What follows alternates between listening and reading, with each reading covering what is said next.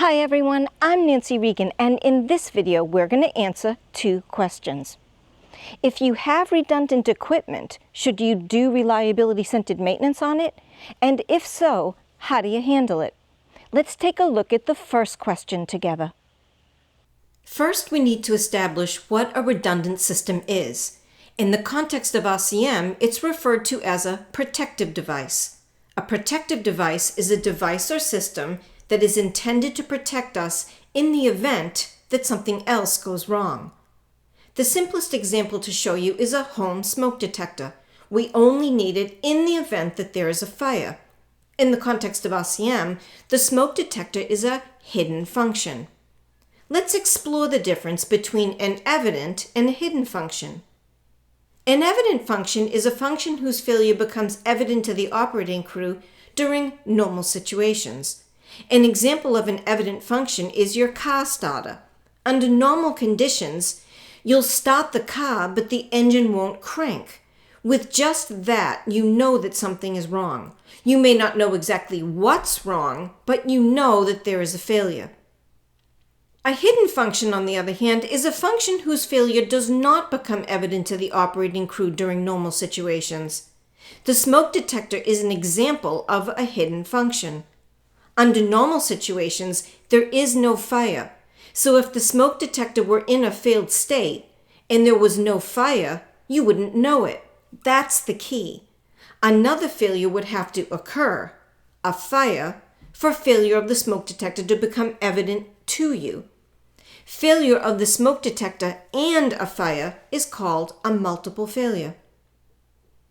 In a commercial setting, some examples of protective devices are airplane emergency path lighting, gearbox oil temperature shutdown systems, and pressure relief valves.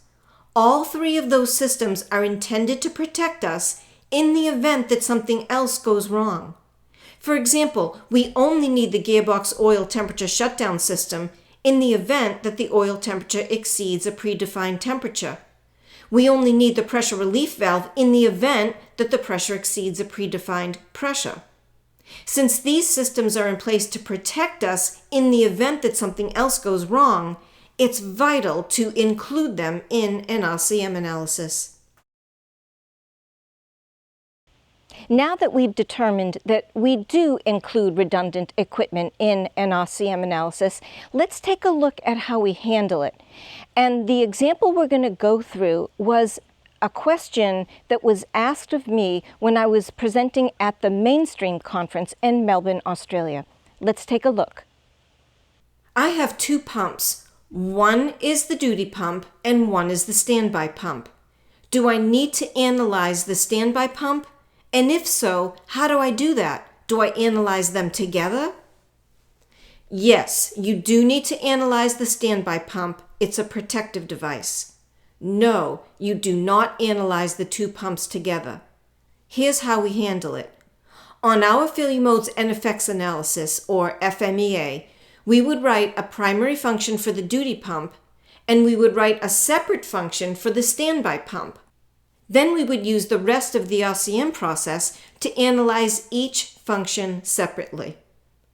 In many cases, the failure management strategy for a protective device is to establish a failure finding task. A failure finding task is a scheduled task used to determine if a hidden failure has occurred. In our example, that may entail turning on the standby pump at specified intervals to ensure that it's operational. RCM provides formulae we can use to determine the interval that reduces the risk of a multiple failure to a tolerable level. In our case, the multiple failure is failure of the duty pump and failure of the standby pump. This is a very brief introduction to protective devices and how we handle them in the context of reliability-centered maintenance. If you have any questions, please leave them in the comments and I will answer them. So there you have it. Protective devices are often our last line of defense when things go wrong. So it's important that we take care of them properly so they are available to us in the event that we need them. And reliability-centered maintenance gives us very powerful tools for figuring out exactly that. I'm Nancy Regan. Thank you for watching.